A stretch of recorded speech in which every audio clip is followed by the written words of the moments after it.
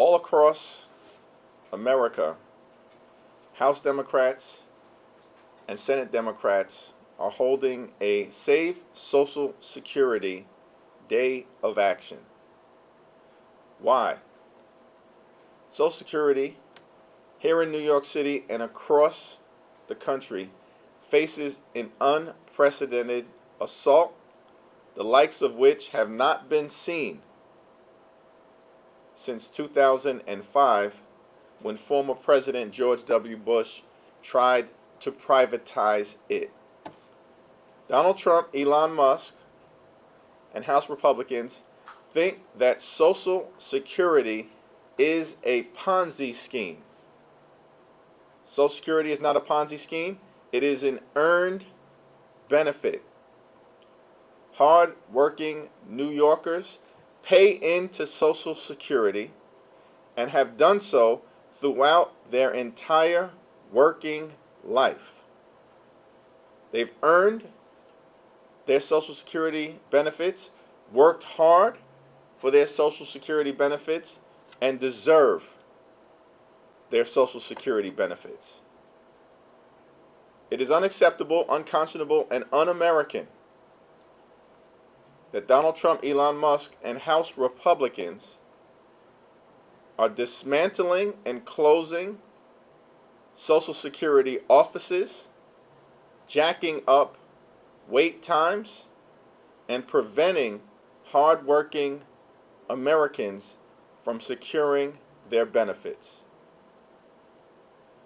Our Save Social Security Day of Action will take place throughout America to raise awareness of the unprecedented assault against Social Security here in New York City and throughout the country, and to make clear that we are going to do everything possible to protect Social Security and strengthen Social Security so that the American people receive the earned benefit that they deserve.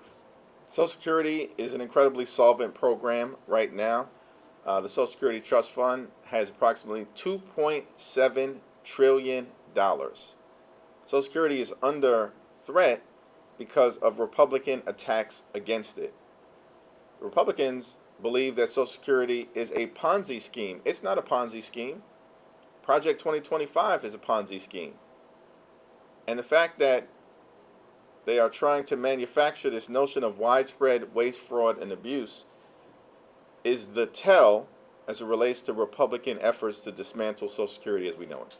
There's no reason to trust Donald Trump, Elon Musk, or House Republicans as it relates to Social Security. If they believe that Social Security is a Ponzi scheme, then it is at risk of potentially being privatized. At the end of the day, Social Security offices throughout New York State are being closed. Wait times are skyrocketing, and people are being denied access to their hard-earned benefits. The Republican playbook has often been to demonize something in order to downsize something and ultimately try to privatize that very thing. We see that process unfolding before our eyes. Republicans are demonizing Social Security by calling it a Ponzi scheme. They are downsizing the ability of the Social Security Administration to provide earned benefits to New Yorkers and the American people, which leads to the ultimate conclusion that they may be trying to privatize it because that has been on their agenda in the past. I support the efforts and leadership of Senator Chris Van Hollen, who is trying to meet with the president of El Salvador while he is here in the country. The president should accept that meeting request and have a real discussion as to when Mr. Abrego Garcia is going to be returned to his family in the United States of America. The Supreme Court has made clear that Mr. Abrego Garcia should not have been deported. In fact, the Trump administration has acknowledged that fact. And so They need to comply with the Supreme Court's directive, or the Supreme Court needs to enforce its order aggressively, which should include contempt.